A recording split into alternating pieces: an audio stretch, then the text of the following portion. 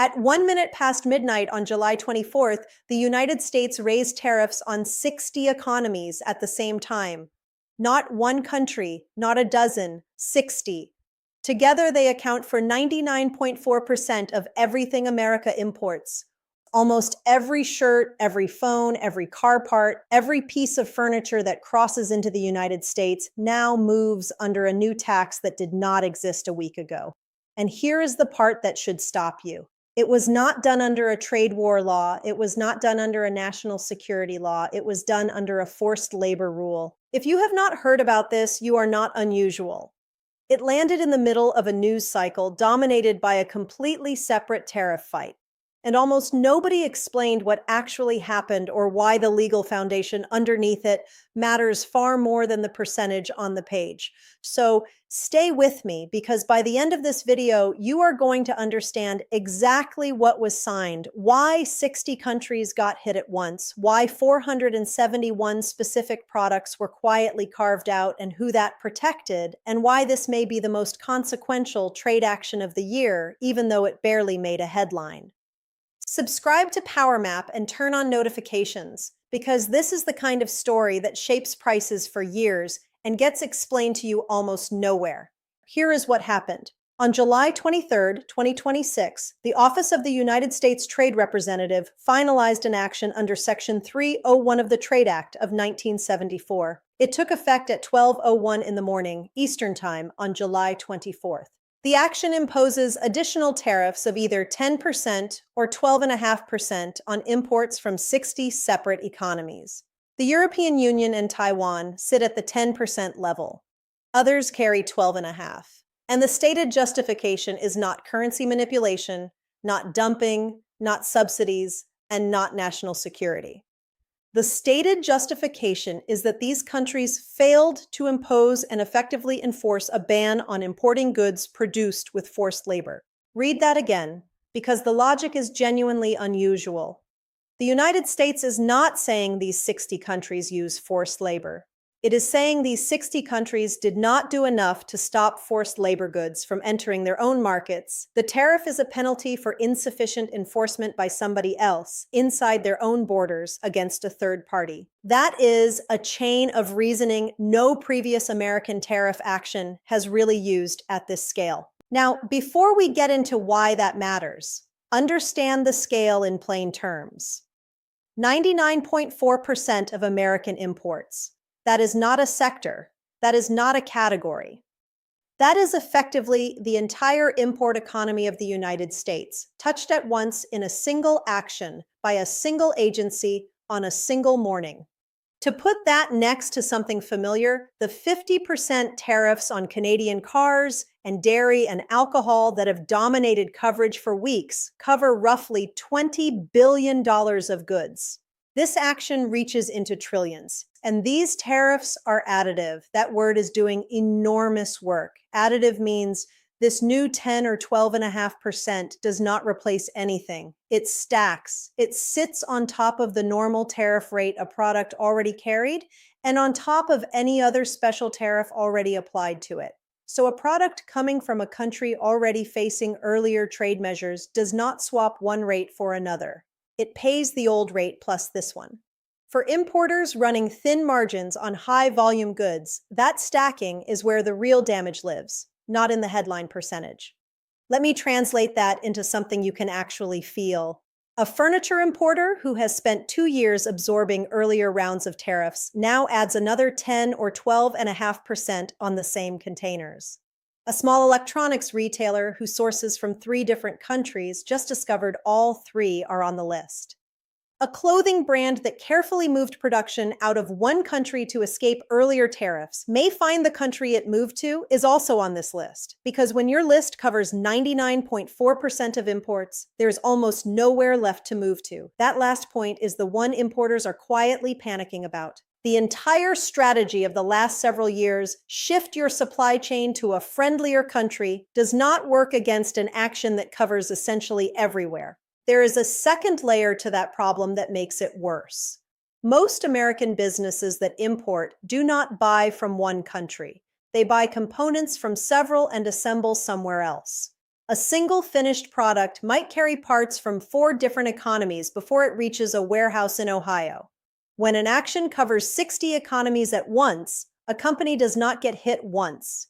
It gets hit at multiple points in the same product, and each hit stacks on top of whatever tariffs those components already carried. Working out the true landed cost of a finished good under those conditions is not a quick spreadsheet update. It is weeks of work, and until it is finished, the business does not actually know what its own products cost to make.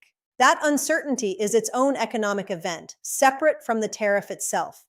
Companies that cannot price their goods confidently tend to do 3 things. They delay orders, they hold more cash, and they raise prices defensively, building in a cushion for a cost they cannot yet calculate precisely. All 3 of those responses slow economic activity, and all 3 happen before a single legal challenge is resolved, before anyone knows whether this action survives at all. So why use a forced labor rule to do this? To understand that, you need to know what forced labor enforcement in American trade law has actually looked like until now, because this is a genuine break from it. For most of the last century, the American approach to forced labor in trade was a scalpel.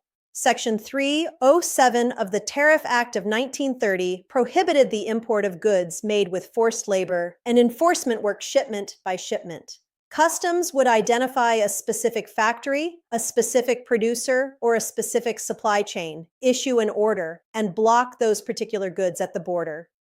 In 2021, Congress went further with legislation targeting goods from a specific region of China, creating a presumption that those goods were made with forced labor unless an importer could prove otherwise. Still targeted, still aimed at identifiable producers and identifiable regions. Every one of those tools shares a common shape. You find the bad actor, you name them, and you block their goods. The burden falls on the specific supply chain accused of the abuse. This action does something structurally different. It does not name factories. It does not name producers. It taxes entire national economies, 60 of them, based on the adequacy of their domestic enforcement policy. A manufacturer in one of those 60 countries with a spotless labor record, audited, certified, entirely clean, pays exactly the same additional tariff as a manufacturer next door with no standards at all. The tool stopped being a scalpel and became a blanket. That is the hidden mechanism in this story, and it is the reason trade lawyers are paying far more attention to this than the coverage suggests. And that shift creates an obvious question that will define the legal fights ahead. Section 301 was built to let the United States respond to unfair trade practices by a foreign government, things like discriminatory regulations, subsidies, or market access barriers that disadvantage American commerce. Is another country's insufficient enforcement of its own forced labor import ban an unfair trade practice against the United States? The administration's argument is essentially yes, that weak enforcement abroad lets cheap goods made with forced labor circulate into global supply chains, which disadvantages American producers who follow stricter rules. That is a coherent argument. It is also a significant expansion of what Section 301 has historically been used for, and the first real test of whether that expansion holds will come from importers, not from foreign governments. Now, here is the detail that tells you the most about how this was actually built, and it is the part almost nobody has reported on. After the public comment period, the trade representative expanded the exemption list by 471 additional product categories. 471. These exemptions cover raw materials, goods considered critical to supply chains, and products that simply cannot be sourced domestically in sufficient quantity. Sit with what that means. An action justified on the moral ground that forced labor is unacceptable comes with 471 carve-outs for goods America cannot easily do without. The principle applies, except where applying it would hurt. That is not a scandal exactly. Every trade action has exemptions, and there are real economic arguments for each one. But it does tell you the true priority order. And it tells you something practical, too. If you want to understand who has genuine influence in Washington trade policy right now, You do not read the tariff announcement. You read the exemption list. Every one of those 471 categories represents an industry that made its case and won. The ones missing from that list made their case and lost, or never got in the room at all. That exemption list is quietly the most revealing document in this entire action, and it is publicly available. It is worth pausing on the moral dimension here, because this is not a case where the underlying goal is questionable. Forced labor is real. It is widespread in global supply chains. And international estimates have consistently put the number of people in forced labor conditions worldwide in the tens of millions. Goods produced under those conditions do end up in ordinary supply chains, in products sold in ordinary stores. And the difficulty of tracing them is exactly why enforcement has always been so hard. Anyone arguing that governments should do less about this has a very weak position. So the criticism worth taking seriously is not that the goal is wrong. It is a narrower and more practical question. Does taxing entire national economies actually reduce forced labor? Or does it simply raise costs for everyone while leaving the actual abusive producers roughly where they were? A targeted enforcement action against a specific factory removes that factory's access to the American market and creates a direct, painful, immediate incentive to change. A blanket national tariff spreads the cost across every producer in that country, compliant and non-compliant alike, which means the clean producer bears the same penalty as the abusive one.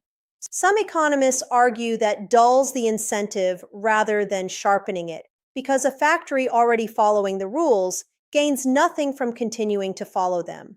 Others argue the reverse, that pressuring governments rather than factories is the only way to change enforcement at scale, since individual factory bans are slow and easily evaded by reincorporating under a new name. Both arguments are legitimate. Neither has been tested at anything close to this scale, which is precisely what makes this action significant.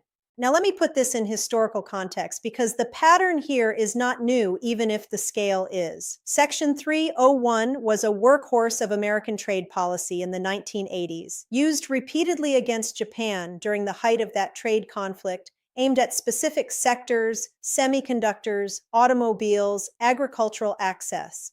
It then went relatively quiet for years as the World Trade Organization system took over dispute resolution, because using unilateral national measures sat awkwardly with the multilateral rules America helped write. It came roaring back in 2018 when it became the legal basis for sweeping tariffs on China. What you are watching now is the third act of that story. A law written in 1974 to give a president leverage in targeted sectoral disputes has become the foundation for a tariff covering nearly every import from nearly every trading partner. Each expansion made the next one easier. That is how this works.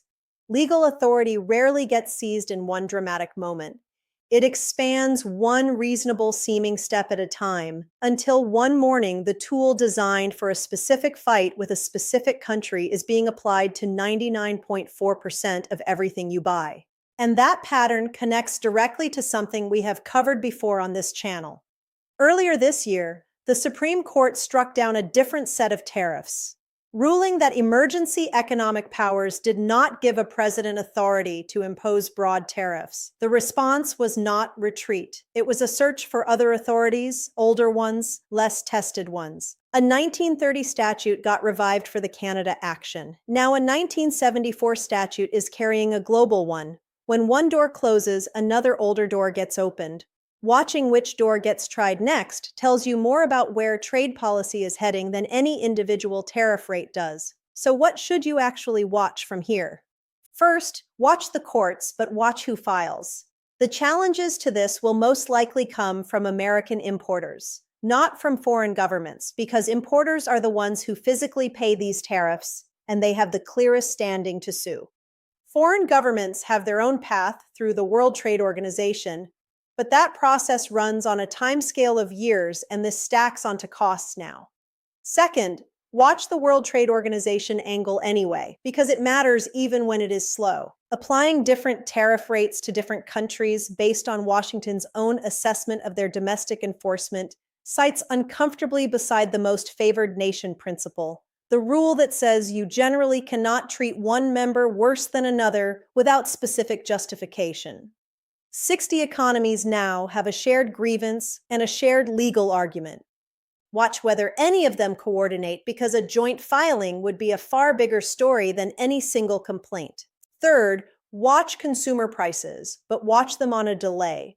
Tariffs do not hit shelves immediately.